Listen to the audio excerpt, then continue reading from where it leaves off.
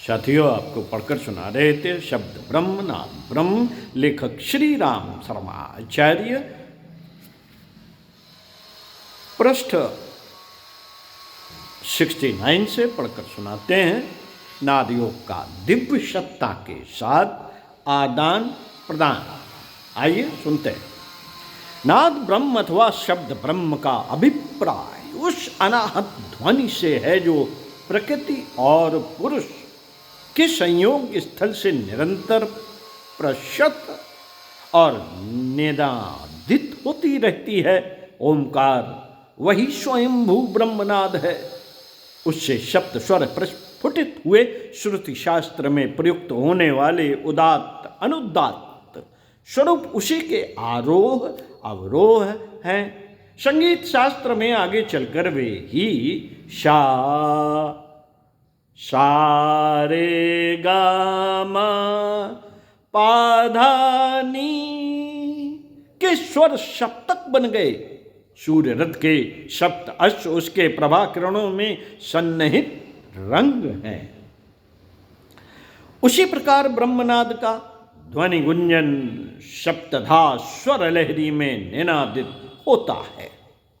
यूं सुनने में सप्त स्वर और उनके आरोह अवरोह मात्र शब्द ध्वनि का उतार चढ़ाव प्रतीत होते हैं और उनका उपयोग वाद्य गायन में प्रयुक्त होना भर लगता है, पर वस्तुतः उसकी सीमा इतनी स्वल्प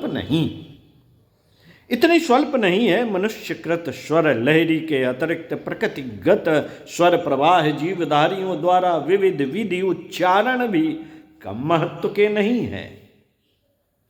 मेघ गर्जन, समुद्र तर्जन, विद्युत कड़क, वायु सनसनाहट, निर्जन की शाएं शाएं, अग्निशिखा की धू धू, निर्जर निनाद आदि प्रकृतिगत ध्वनियाँ हमें समय समय पर सुनने को मिलती रहती हैं। इसके अतिरिक्त विभिन्न पशु पक्षी आवश्यकता अनुसार अपनी अपनी बोलियां बोलते हैं। रात्र की नीरवता में झिल्ली की झंकार सुनते ही बनती है। सूर्योदय के समय पक्षियों के कंठ कितने प्रकार की कितनी मधुर स्वर लहरियां प्रस्तुत करते हैं, उन्हें सुनकर मुग्ध हो जाना पड़ता है। लगता है स्वर ब्रह्म अपने अगणित ध्वनि प्रवाहों में न जाने कितने भाव भरे संकेतों और संदेशों को इस विश्व ब्रह्मांड में भरता बहाता रहता है।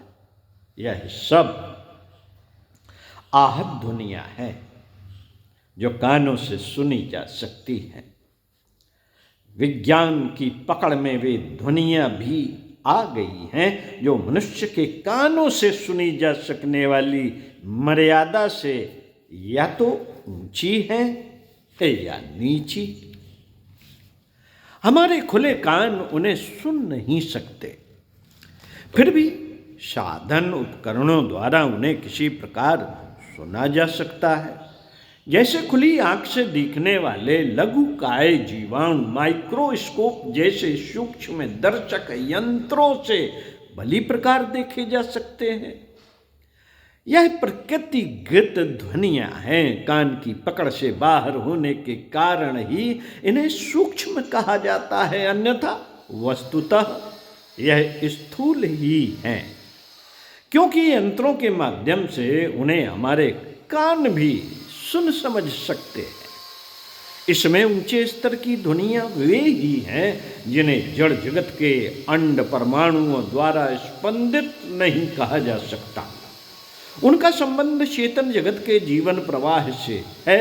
उन्हें एक प्रकार से अतीन्द्रिय भी कह सकते हैं। उनका मूल स्रोत चेतना तत्व है, इसलिए उन्हें ब्रह्मवाणी भी कहते हैं। इन्हीं ध्वनियों का अलंकारिक वर्णन शिव की डमरू घोष, सरस्वती के वीणा वादन एवं कृष्ण की वंशी और दुर्गा के निनाद, ताल, नृत्य एवं भैरव नाद जैसे सरस उपाख्यानों और घटनाक्रमों के रूप में किया गया है।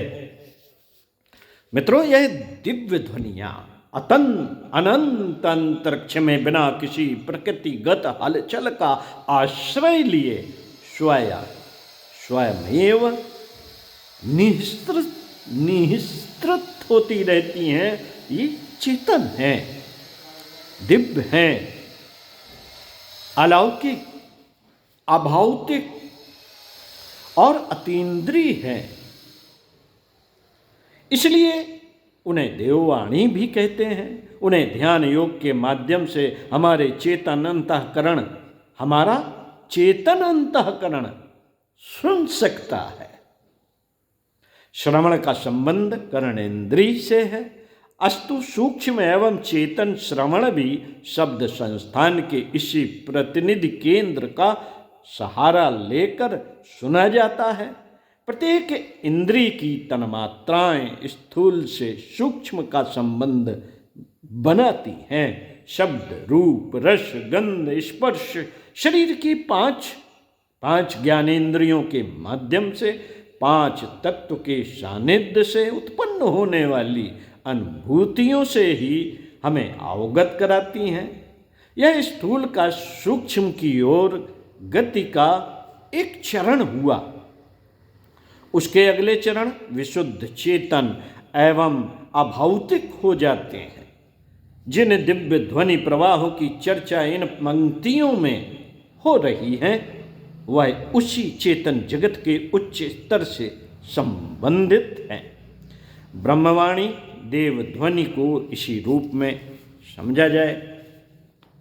नाद योग का केंद्र बिंदु उपरोक्त पंक्तियों के आधार पर सरलता पूर्वक जाना जा सकता है। योग शास्त्र के साधना विधानों में एक महत्वपूर्ण धारा नाद योग की भी है। कानों की उंगलियों से, शीशी वाले कार्क से, कपड़े की गोली से इस प्रकार बंद किया जाता है कि बाहर की वायु या स्थूल आवाजें भीतर प्रवेश न कर सके। इस स्थिति में कानों को बाहरी ध्वनि आधार से विलग किया जाता है और ध्यान को एकाग्र करके यह प्रयत्न किया जाता है कि अतीन्द्रिय जगत से आने वाले शब्द प्रवाह को अंतः चेतना द्वारा सुना जा सके। यूँ इसमें भी कर्णेंद्रिय का, उसकी शब्द तन्मात्रा का योगदान तो रहता है, पर वह श्रवण है। वस्तुतः उच्च स्तरीय चेतन जगत की ध्वनि लहरी सुनने के लिए कर्णेंद्रिय और अंतःकरण का इसे संयुक्त प्रयास भी कह सकते हैं।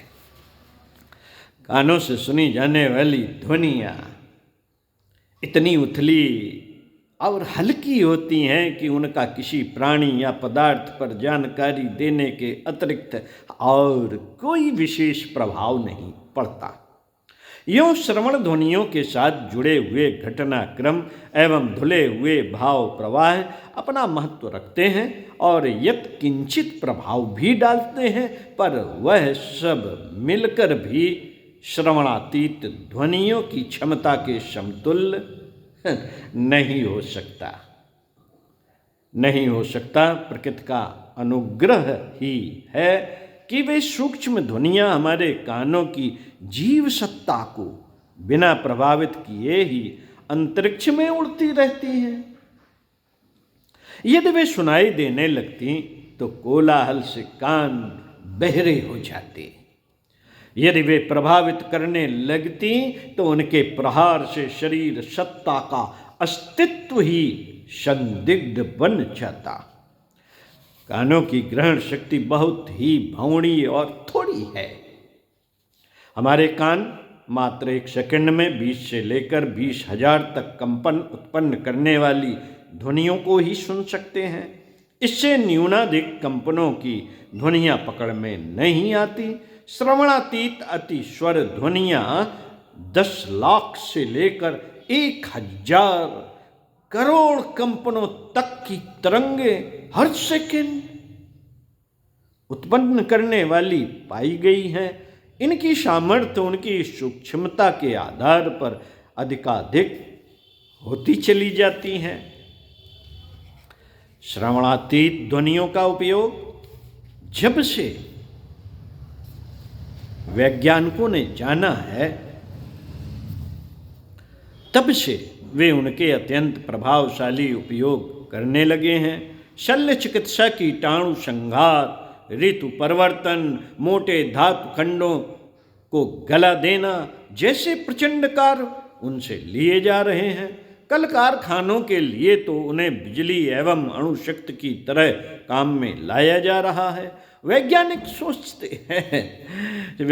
सोचते हैं कि भविष्य में मानवीय आवश्यकता की अभीष्ट ऊर्जा श्रवणातीत ध्वनि तरंगों से उपलब्ध की जा सकेंगी। तब मनुष्य को परम शक्तिशाली कहला सकने का अवसर मिल जाएगा।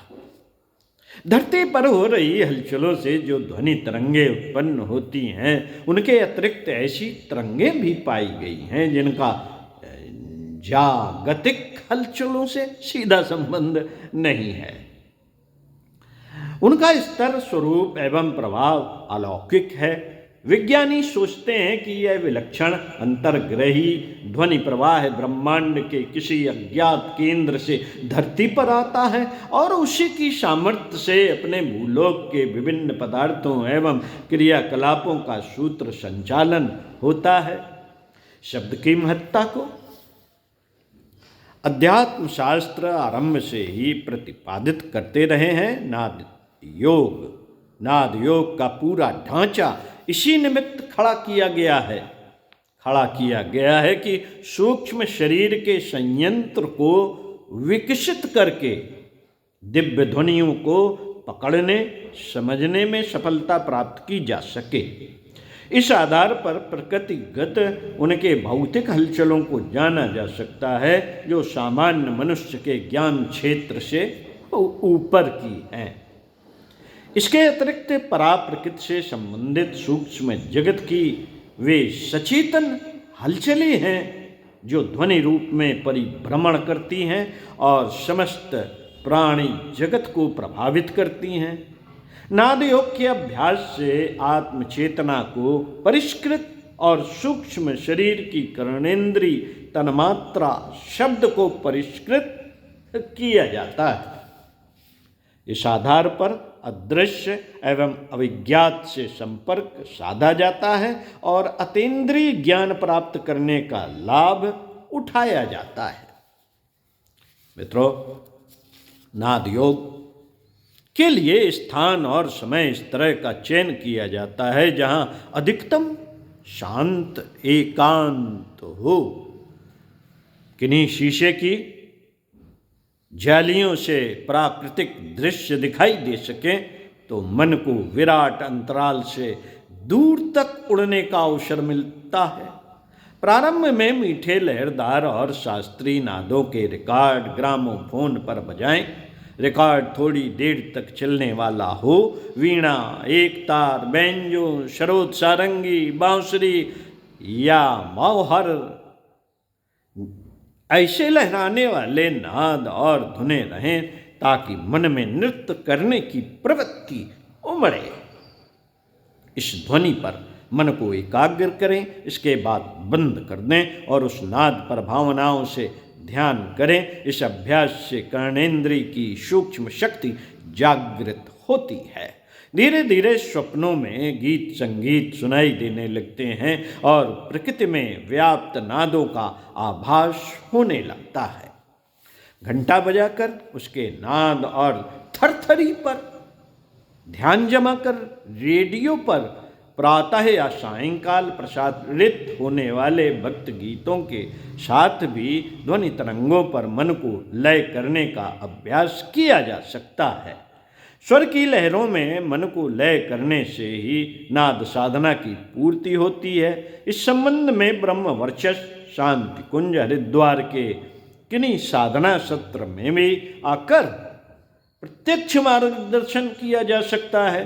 कारण शरीर की श्रवण शक्ति के विकास के लिए यह साधनाएं व्यक्ति की परिस्थिति के अनुरूप यहाँ बता दी जाती हैं।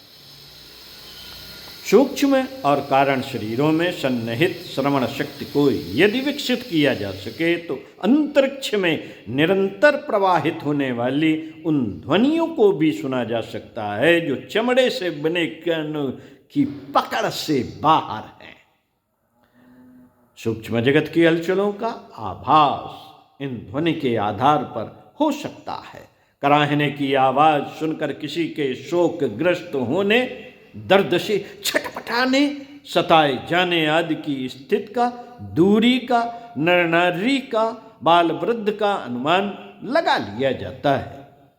उसी प्रकार कर्णेंद्रिय की पकड़ से बाहर की सूक्ष्म ध्वनियों को यदि सुना जा सके तो विश्व में विभिन्न स्थानों पर विभिन्न स्तर की घटित होने वाली घटनाओं का विवरण जाना जा सकता है, संभावनाओं का पता लगाया जा सकता है तथा लोक लोकांतरों में हो रही हलचलों को समझा जा सकता है। सर्वसाधारण के लिए अविज्ञात जानकारियां सूक्ष्म शरीर की कर्णेंद्रिय के विकास के द्वारा नितांत संभव है। मिलते हैं अगले वीडियो में इसी क्रम में। ओम शांति।